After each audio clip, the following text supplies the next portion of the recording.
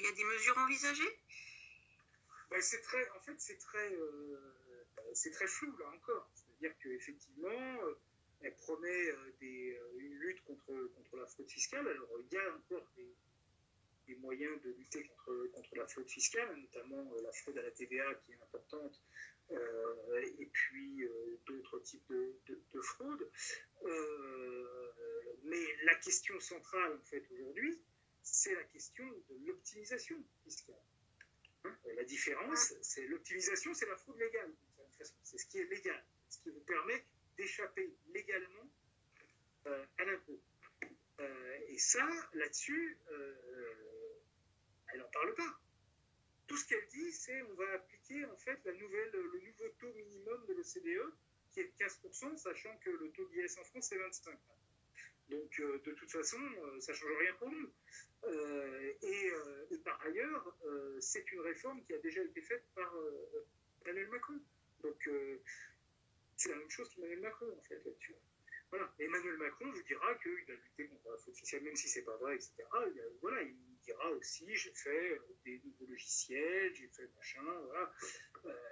Pour lutter contre la fraude fiscale, c'est du concret. C'est-à-dire qu'il faut embaucher des fonctionnaires qui luttent contre la fraude fiscale. Il faut des bureaux de contrôle. Il faut des gens qui aillent contrôler. Et donc, très concrètement, ça suppose une augmentation, dans un premier temps, des dépenses publiques et du nombre de fonctionnaires. Marine Le Pen ne parle pas du nombre de fonctionnaires. Donc je ne sais pas ce qu'elle veut faire dans ce domaine-là. Mais voilà, c'est ça qu'il faut faire. Et il faut accepter d'entrer en conflit avec une partie du patronat qui n'aime pas ça. Parce qu'il a des choses à cacher. Donc, à ce moment-là, ça veut dire, et c'est toujours le même problème, si vous voulez, vous vous retrouvez face à un risque de chantage à l'emploi. Là-dessus, je voudrais quand même insister là-dessus, parce que ce qui est le ressort de l'économie contemporaine, ce qui fait que beaucoup de gouvernements, y compris marqués à gauche, ont finalement mené des politiques pro-entreprises, c'est le chantage à l'emploi. C'est-à-dire que les entreprises disent, comme Capital, si vous parlez comme je parle parfois, dit si vous faites trop de lutte contre la fraude fiscale, si vous augmentez trop les impôts, si vous ne faites pas des baisses de cotisation comme je vous demande ou des baisses d'impôts comme je vous demande, eh bien, je délocalise, je ne crée pas d'emploi, je vais chercher d'autres marchés, etc. Et donc, face à ça, vous avez beaucoup de gouvernements qui cèdent. Voilà. Est-ce que Marine Le Pen, elle est capable de ne pas céder face à ce chantage à l'emploi? Je vous ramène à la phrase de son manifeste. La politique de l'État, c'est une politique qui doit en fait favoriser l'environnement des entreprises. Donc non, elle ne cédera pas. Voilà. D'une certaine façon, dans ce cadre-là, ça me fait un peu mal de le dire, mais je vais quand même le dire. Je pense que Emmanuel Macron, au moins, il est un peu moins hypocrite. Parce que lui, il le dit, moi, je défends les entreprises, voilà, c'est ma politique, et voilà. Donc au moins, c'est clair. C'est clair. Alors qu'elle, en fait, elle ne le dit pas, mais en réalité, c'est contenu dans son programme. Elle ne le dit pas, d'autant plus que ce n'est pas le même électorat, justement, et elle bénéficie du vote des catégories populaires, notamment des catégories populaires qui vivent dans les zones peu urbaines, etc., et qui ont vraiment besoin des services publics qu'elle veut finalement appauvrir, puisque, on l'a bien souligné, elle veut baisser les dépenses publiques, finalement. Bien sûr, mais encore une fois, c'est là où, en ne disant rien, elle est mieux disant que Emmanuel Macron, qui dit clairement qu'il va demander des économies aux collectivités locales. Voilà. Mais elle ne le dit pas, mais elle veut baisser la CFE, la contribution foncière des entreprises, qui est une source de revenus, en fait, pour les collectivités locales, de 10 milliards. Donc, il va falloir, de toute façon, que ces collectivités locales fassent des économies. Donc, effectivement, je pense que je comprends qu'une partie de l'électorat puisse considérer qu'elle est mieux disante sur certains points, mais je pense qu'il faut être extrêmement vigilant sur le fait que c'est uniquement en fait de l'affichage, de la vitrine, et que ça n'est pas en fait la réalité globale de ce programme. Mais bon, après, voilà, c'est sûr qu'elle est très forte dans les zones qui ont été désindustrialisées pour des raisons par la mondialisation. Donc forcément, la réaction est une réaction de protection nationale, et c'est là-dessus, finalement, qu'elle joue. Elle peut se présenter d'une certaine façon comme une candidate de protection, parce qu'en face d'elle, elle a un candidat qui s'est désintéressé de ce besoin de protection depuis 5 ans, et qui incarne une politique qui a en fait réduit les protections depuis presque 30 ans maintenant. Donc forcément, il y a un effet, je dirais, de contraste. Mais il faut faire attention. Il n'y a rien dans son projet qui est un projet concret de protection. Il n'y a rien qui est concret, qui concrètement défend les travailleurs français. Encore une fois, réindustrialisation, sa réponse, ce serait la baisse des impôts de production. C'est la même réponse qu'Emmanuel Macron sur la réindustrialisation.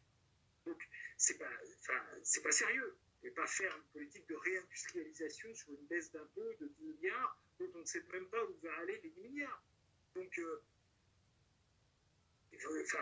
voilà, il y a un aspect un peu fétiche à dire que Le Pen est anti-système, etc. Mais il faut regarder quand même la réalité du programme. C'est pas sérieux, c'est pas une politique de réindustrialisation sérieuse. Voilà. Et si on veut regarder justement concrètement les politiques qui ont été menées par le RN local, au niveau local, qu'est-ce qu'il en ressort? Là, je ne pourrais pas vous répondre parce que je ne suis pas du tout spécialiste de ça, et c'est par ailleurs compliqué parce que c'est souvent ce sont dans des communes, donc après la possibilité des communes d'agir n'est pas toujours, ça dépend de la taille de la commune, c'est pas toujours très clair.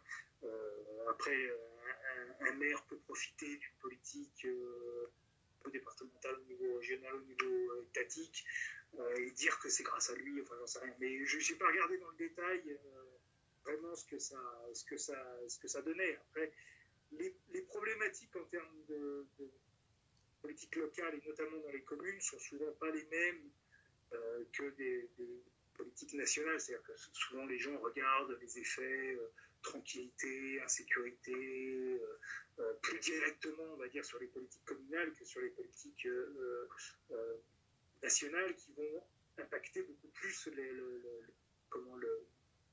l'économie.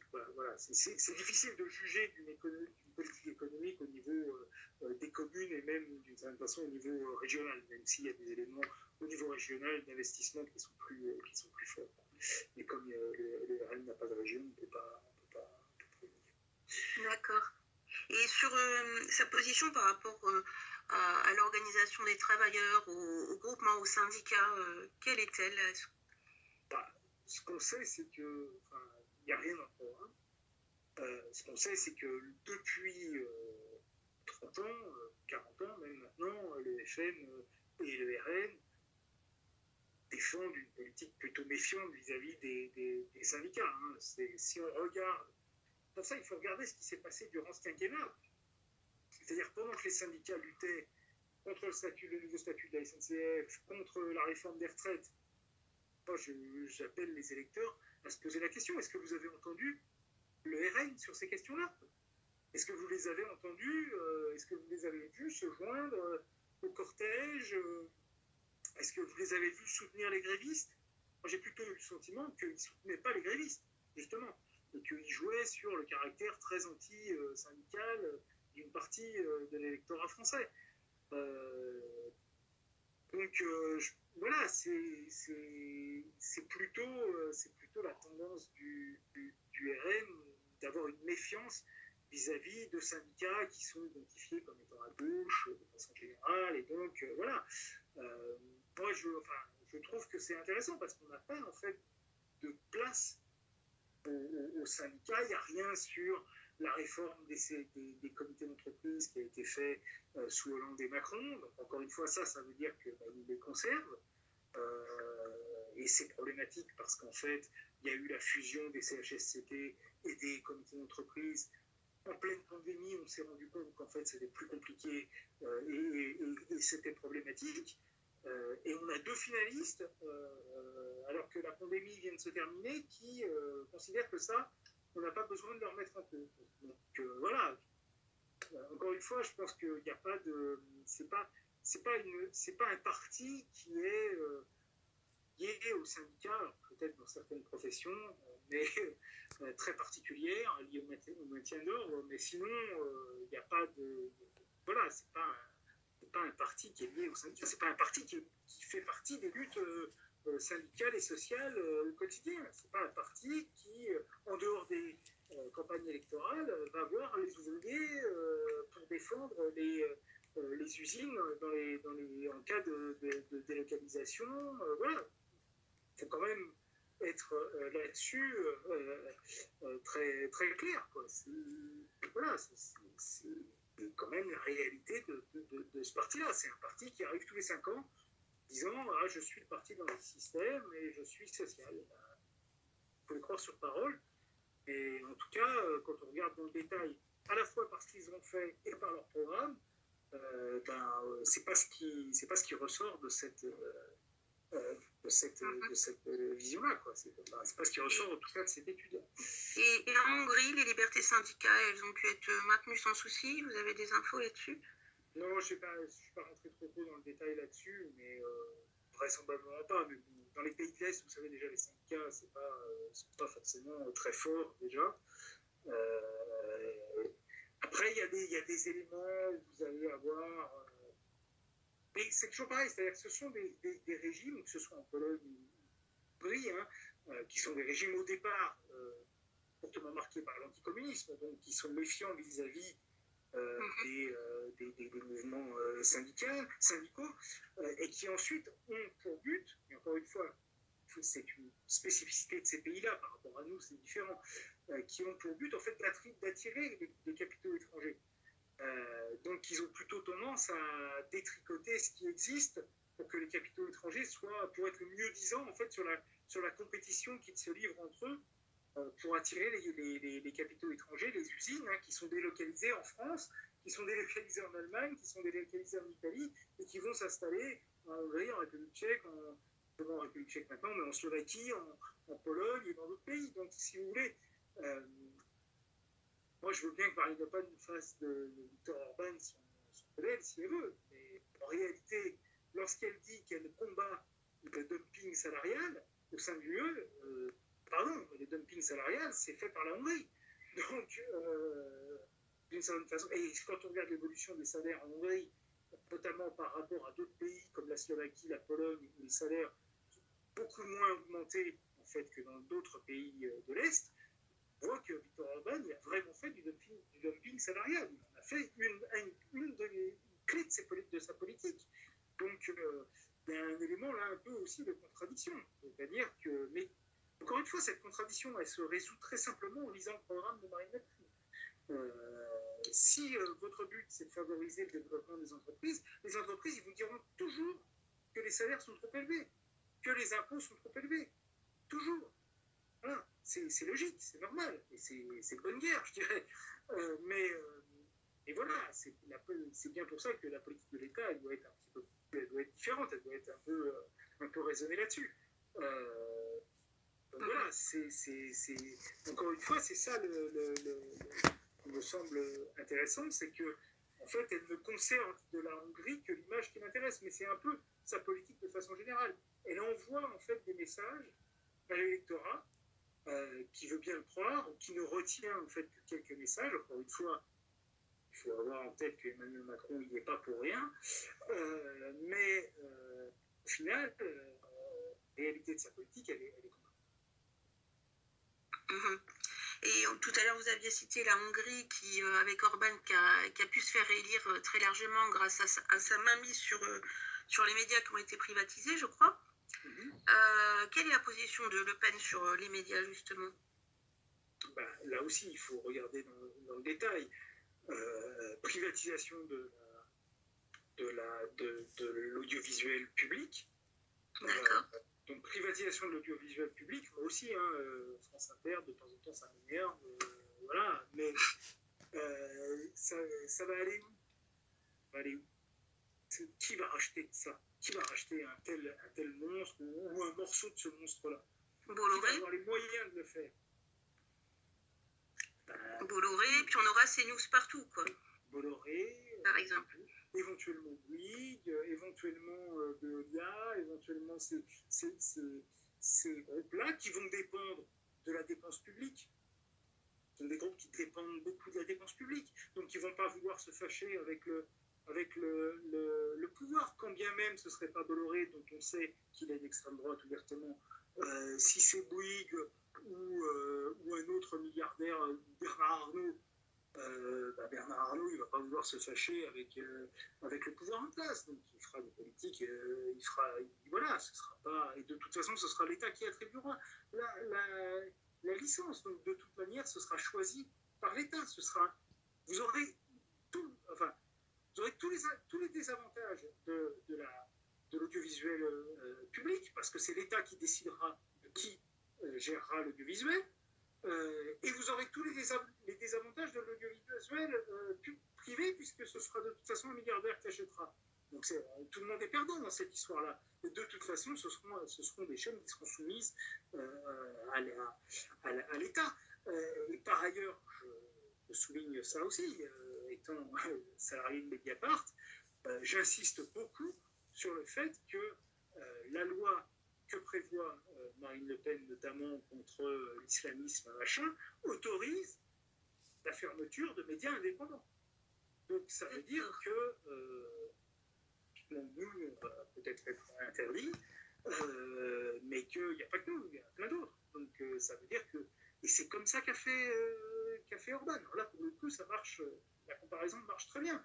C'est-à-dire que vous avez des lois qui permettent l'interdiction. Si ça ne permet pas l'interdiction, en fait, vous trouvez des histoires pour, en fait, faire pression sur les médias indépendants, que les médias indépendants fuient le pays, qu'au bout d'un moment, ils ne sont plus là. Voilà. Et ça, ce sont des choses... Vous portez plainte en permanence contre ce média-là, vous portez plainte contre les journalistes. Voilà. Donc... ce sont des choses qui sont...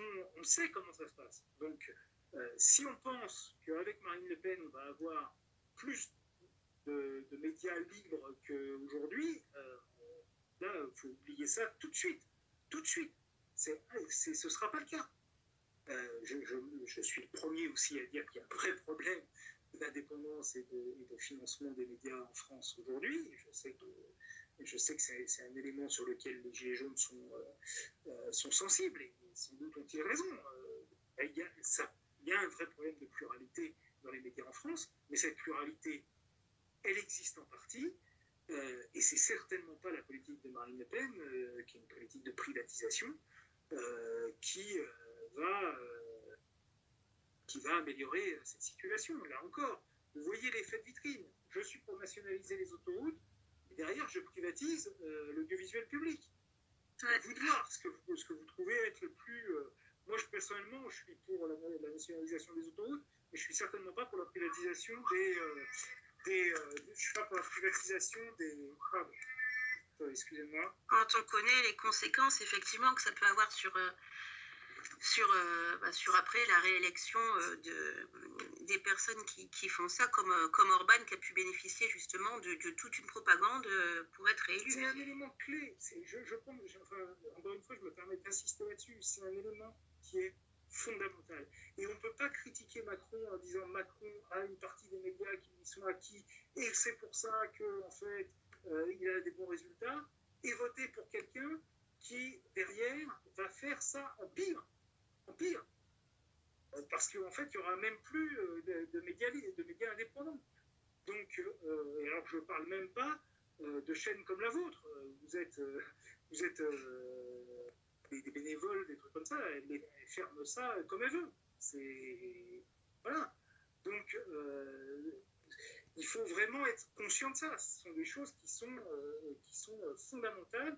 Et tous les régimes autoritaires aujourd'hui s'appuient très concrètement sur cette mise au pas des médias pour conserver leur pouvoir avec un semblant démocratique.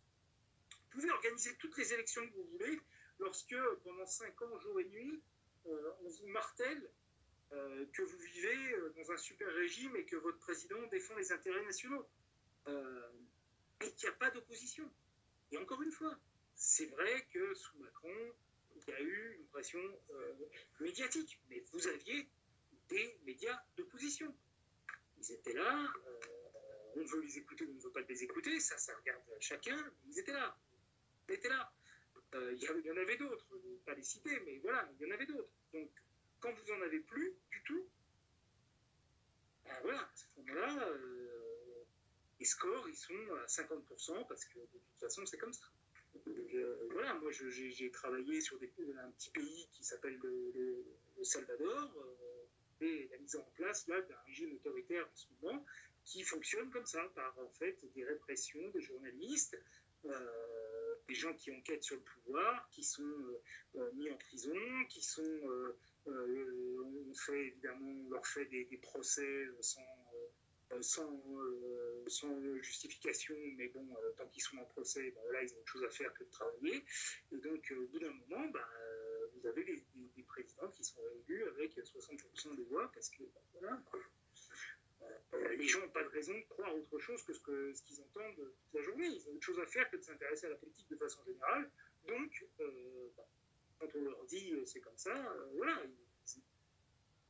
Si on les aide pas, s'ils n'ont pas de contre-discours, pourquoi ils iraient chercher plus loin? C'est bien normal. Donc je pense que voilà, il faut être conscient de ça. C'est-à-dire que si vous voulez réfléchir autrement, etc., encore une fois, je ne suis pas certain que Marine Le Pen ce soit la bonne. Je suis même certain que ce ne sera pas la bonne solution. Ça, c'est sûr. Vous parliez dans votre livre contre la Macronie, la guerre sociale en France, de la Macronie comme démocratie autoritaire. Que serait Marine Le Pen par rapport à ça? La même chose? Comment vous voyez ça? En fait, ma position, c'est qu'il y a une sorte de jonction lente qui se fait effectivement entre un néolibéralisme qui est en crise, qui pour s'imposer en fait est obligé de passer par des biais de plus en plus autoritaires, et des régimes dits illibéraux, comme la Hongrie, la Pologne, etc., qui ont déjà mis en place en fait un autoritarisme dans les missions qu'on a un peu décrit à l'instant. Donc je pense qu'effectivement, moi, mon option, c'est que le capitalisme est en crise, et que quand il est en crise, il se défend socialement comme il peut, et notamment par des mesures autoritaires. Donc c'est vrai que de ce point de vue-là, vous avez, c'est ce que j'essaye de dire dans la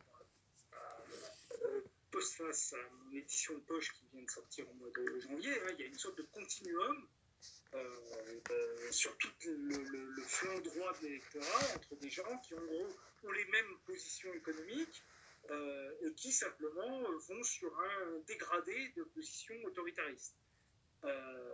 Donc, effectivement, de ce point de vue-là, Macron et Le Pen sont dans ce continuum, mais avec une différence qui est quand même importante. Encore une fois, je me répète, mais je ne me lasserai pas de le répéter, qui est la question de la préférence nationale. La question de la préférence nationale distingue quand même deux candidats qui étaient Zemmour et Le Pen dans ce continuum par une répression économique, sociale et politique contre une partie de la population. Donc ça, c'est quand même quelque chose qui est extrêmement différent. Encore une fois, on n'a pas à faire là un second tour entre Biden et Orban, pour être un peu caricatural. C'est pas ça, en fait. C'est pas un second tour entre Thatcher et le président polonais. C'est un second tour entre, si vous voulez, Thatcher, Reagan, si vous voulez, pourquoi pas, et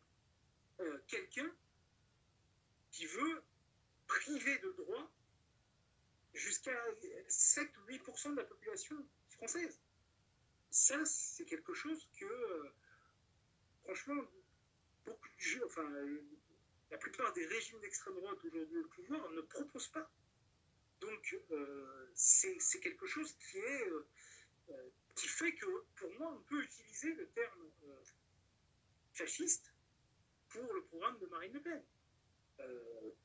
Raciste, si vous voulez. Mais voilà, c'est que, en fait, quel régime a fait ça? Quel régime? Et encore une fois, je ne dis pas que vous privez de droit une partie de la population qui en est déjà privée. Ce sont des gens qui aujourd'hui ont des droits et donc vous allez les en priver. Ce sont des gens qui ont des emplois et des logements dont vous allez autoriser le licenciement et l'expulsion.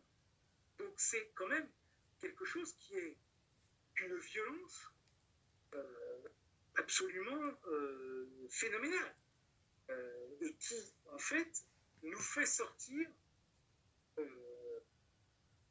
de cette espèce de continuum que j'évoquais de défense du néolibéralisme en crise.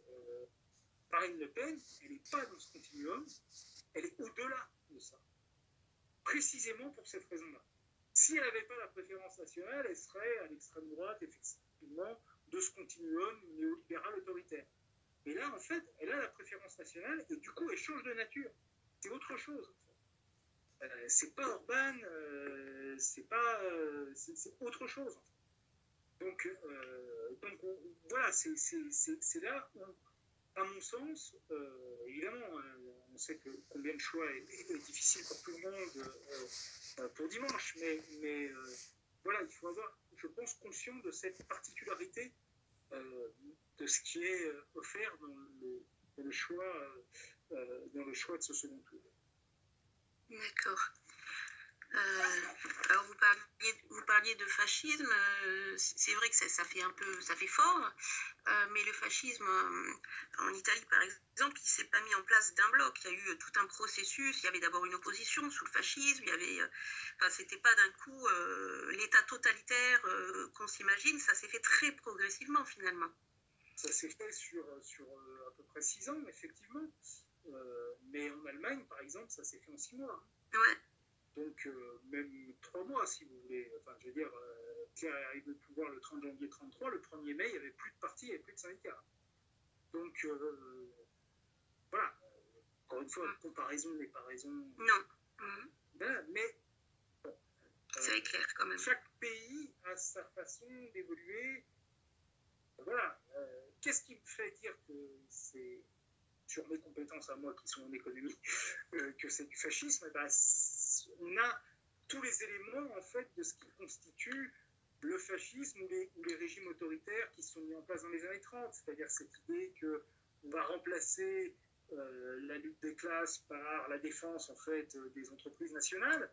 Hein, c'est ce qu'on appelle le corporatisme, c'est-à-dire qu'en fait, on fait travailler les représentants supposés des salariés avec les patrons pour trouver en fait une bonne solution pour l'entreprise. En fait, les représentants des salariés, c'est les représentants du parti au pouvoir. Donc ça, c'est ce qui s'est mis en place durant le départ de Salazar, en Espagne sous Franco, évidemment les régimes fascistes italiens et allemands. Donc ça, c'est quelque chose qui est là. C'est-à-dire que quand elle dit, moi, mon rôle, c'est favoriser les entreprises, machin, voilà, on est là-dessus. Ce que je vous ai raconté sur l'histoire des salaires et l'augmentation supposée des salaires, voilà, on est typiquement dans ce type de démarche,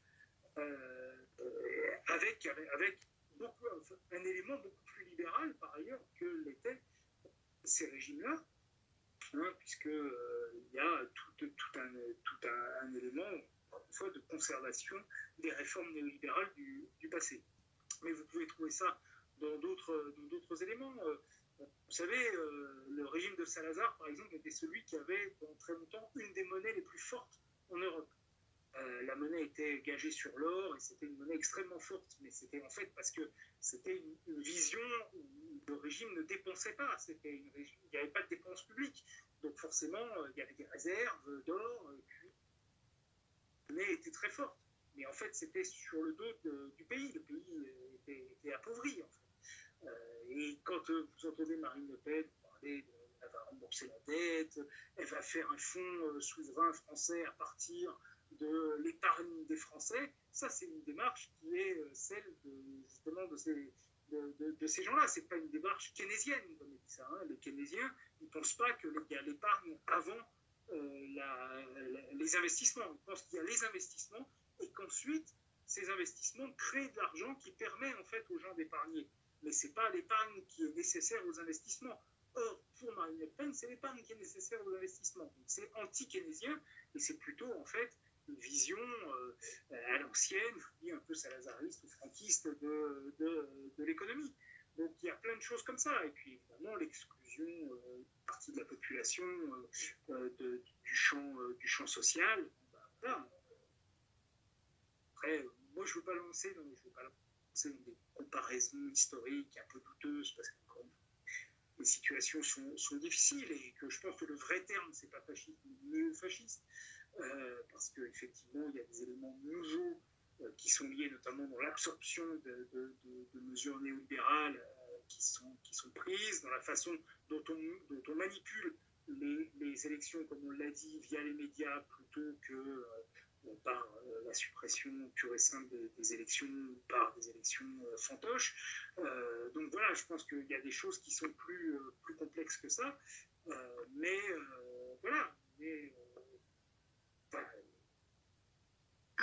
Si vous entendez ce que Marine Le Pen ou ce que les gens du RN disent des gens de gauche, alors là, c'est les élections, tout le monde les aime, les gens de gauche, entre les deux tours, parce qu'il faut récupérer des voix. Donc même Macron les adore. Mais en réalité, quand vous regardez ce qu'elle en dit période non électorale, c'est pas. Voilà, elle ne respecte pas ces gens-là, elle n'est pas sur une vision du pluralisme, c'est pas vrai. Et c'est bien pour ça d'ailleurs qu'elle passe par des référendums qu'elle va décider elle-même plutôt que par un régime où effectivement il y aurait une pluralité de voix qui serait écoutée, où il faudrait faire des coalitions, des alliances, écouter un peu tous les gens. Voilà, c'est pas cette vision-là, c'est une vision qui est une vision oui, forcément autoritaire. Et encore une fois, comme je l'ai dit, et ce qui, à mon avis, appuie l'idée du néofascisme, c'est que pour faire respecter la préférence nationale et pour l'instaurer, il faut en passer par, en fait, un coup d'État institutionnel. Donc, à partir de ce moment-là, vous n'avez pas 150 solutions. Hein. C'est exactement ce qui s'est passé en Italie en 1922. Hein. C'est un coup d'État institutionnel avec la marche sur Rome. Et ensuite avec la suppression progressive des institutions, et puis en Allemagne avec l'incendie du Reichstag.